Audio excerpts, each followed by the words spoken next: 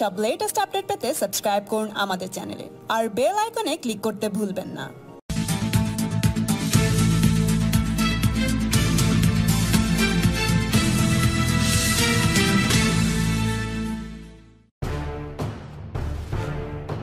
উত্তর কলকাতায় তৃণমূলের বিদায়ী সাংসদ সুদীপ বন্দ্যোপাধ্যায়ের মুখোমুখি হয়েছেন বিজেপির কেন্দ্রীয় সম্পাদক রাহুল সিনহা। বিজেপির প্রার্থী তালিকা ঘোষণা হওয়ার পরই সময় নষ্ট না করে প্রচারে নেমে পড়েছেন তিনি। সুদীপ বন্দ্যোপাধ্যায়ের সঙ্গে সারদা নারদা মামলার সম্পর্ক টেনে রাহুল সিনহা দাবি করেন, এই সমস্ত কারণের জন্য সাধারণ মানুষ কখনোই আর চাইবেন না সুদীপবাবুকে।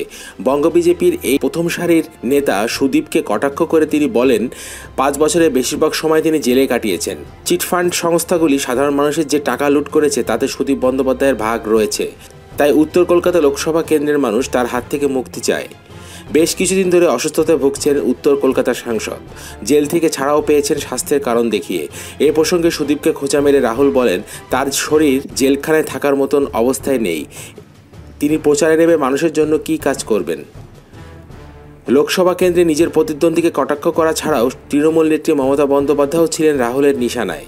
যথারীতি বালাকোটে এয়ার স্ট্রাইক নিয়ে মমতা প্রশ্ন তোলায় মুখ্যমন্ত্রীকে তুলোধনা করেন তিনি।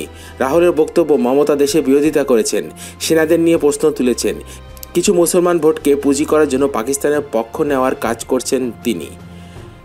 কিন্তু দেশের মুসলিম সম্প্রদায় মমতার এই বক্তব্যের সমর্থন জানায়নি।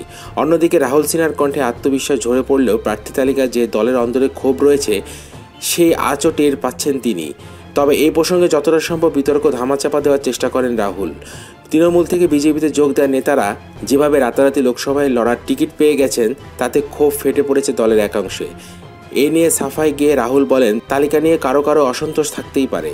যেখানে যা সমস্যা হচ্ছে তা আলোচনার মাধ্যমে সমাধান করার চেষ্টা করা হচ্ছে।